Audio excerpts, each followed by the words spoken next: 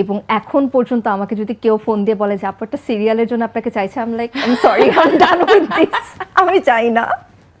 আপনি চাচ্ছেন জেনে খুশি হলাম, thank you so much, but আমি চাচ্ছি না ভাইয়া। সিরিয়াসলি তুমি তারপরে সিরিয়াল করা অফ করে দিয়েছো? অফ করে দিয়েছি, মানে আমি এরপর নাটকের সিরিয়াল, আমাকে অনেকেই বোঝানোর চেষ্টা করেছে যে ইউটিউবের জন্য আমরা যে সিরিয়ালগুলো বানাচ্ছি বা টিভি নাটকের জন্য সেগুলোতে এত প্রেশার হয় না। আমি বলছি sorry, you can convince me with this anymore, I am done with this.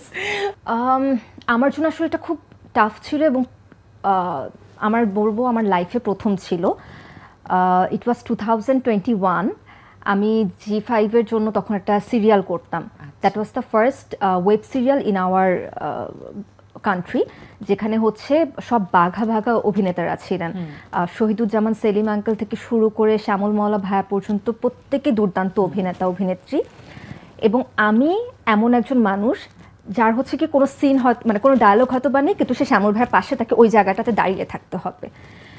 টানা 17টা সিন যেদিন, সেদিন মানে আমার এত কান্না পাচ্ছিল, এখন সবার সামনে তো কাঁদতে পারি না, চেঞ্জিং রুমে যেয়ে আমি লিটারেলি অনেক কান্নাকাটি করি। তো সেদিন সেটে রোজি আন্টি ছিলেন, রুম্পা আন্টি ছিলেন, সম্ভবত সঙ্গীতা আপু ছিলেন আমার এই মুহূর্তে, হ্যাঁ সঙ্গীতা আপু ছিলেন। তো এই তিনজন পরে এসে আমাকে সান্ত্বনা দিয়ে বলেন যে ইটস ওকে, তুমি এটা, এই কষ্টটা তুমি সহ্য করতে পারবে দেখে তোমাকে এই ক্যারেক্টারটাতে নেওয়া।